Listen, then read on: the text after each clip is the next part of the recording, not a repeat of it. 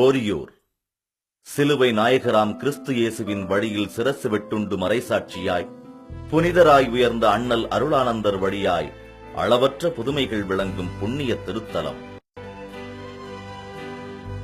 புனித பிரான்சிஸ் சவேரியாரை தன் வாழ்வின் உதாரண புருஷனாய் மனதில் வருத்திக் கொண்டு குருவாகிய ஜான்டி பிரிட்டோ அவரைப் போல பாரத தேசத்தில் பணிபுரிய ஆவல் கொண்டு தமிழகம் வந்து தங்கத் தமிழ் பயின்று அருளானந்தராய் அளப்பெரிய ஆர்வத்துடன் கிறிஸ்துவின் பால் பல்லாயிரம் உள்ளங்களை திருமுழுக்கு தந்து திசை திருப்பியவர்.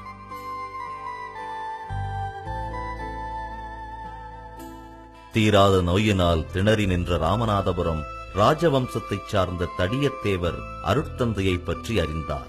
அன்பர் அருளானந்தரின் சீடர் மூலம் பூரண நலம் பெற்றார். அருளானந்தர் சுவாமிகளின் வழிகாட்டுதலுடன் கிறிஸ்துவம் தழுவினார். ஒருவனுக்கு ஒருத்தி என்ற கோட்பாட்டின்படி தன் முதல் மனைவியை மட்டும் தாரமாக ஏற்றுக்கொண்டு மற்ற 4 மனைவியரை விலக்கினார் தடியத்தேவர்.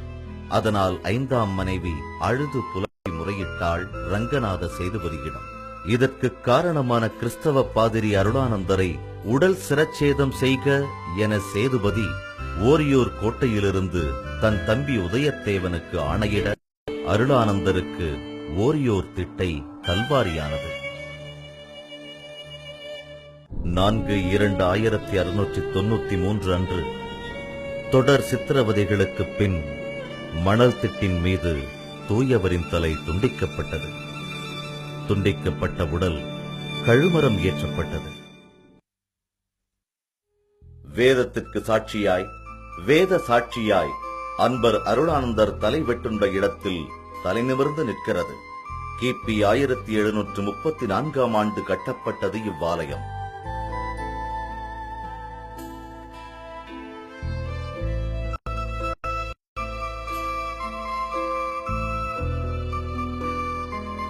எட்டு 4/1852 அருளானந்தருக்கு முக்திப்பேறு கிடைத்ததின் நினைவாக 1890ஆம் ஆண்டு இவ்வாலயம் எழுப்பப்பட்டது. அருளானந்தர் முழந்தாழிட்டு ஜெபித்ததும் இவ்விடத்தில்தான். இவ்விடத்தில்தான் புனிதருடைய உடலைத் தாங்கிய கழுமரம் நின்றது. புனிதரின் உடலைத் தாங்கிய கழுமரத்தின் ஒரு பகுதி புனிதர் பயன்படுத்தி ஜெபித்த பாடுபட்ட சுரூபம்.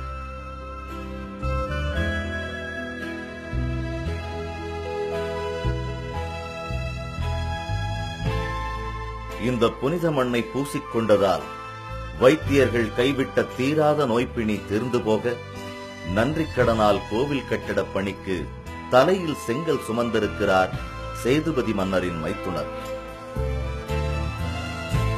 1947ஆம் ஆண்டு ஜூன் திங்கள் 22ஆம் நாள் அருளானந்தர் புனிதர் பட்டம் பெற்றதின் நினைவாக 1960ஆம் ஆண்டு ஜூன் திங்கள் 20ஆம் தேதி அர்ச்சிக்கப்பட்டது அழகு மிளிரும் இப்புனித அருளானந்தர் ஆலயம்.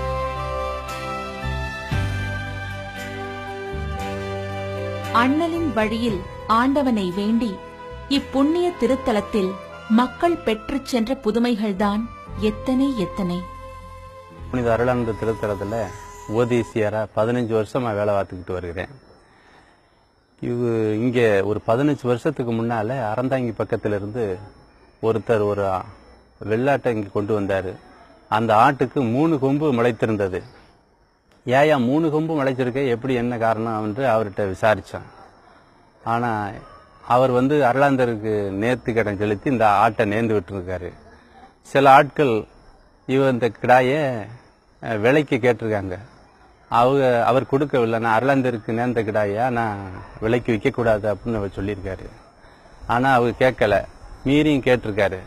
இவர் கொடுக்காதனால கோபத்தால என்னையும் அருளானந்தர் கிடாயினா என்ன 3 கொம்பா முளைக்கும் அப்படின்னு கிண்டலா சொல்லியிருக்காங்க, ஏளனமா பேசியிருக்காங்க.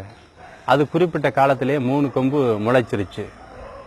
அந்த 3 கொம்பு முளைத்த அந்த கிடாய இந்த கோயில் கொண்டுட்டு வந்ததை நான் நேரிலேயே பார்த்தேன்.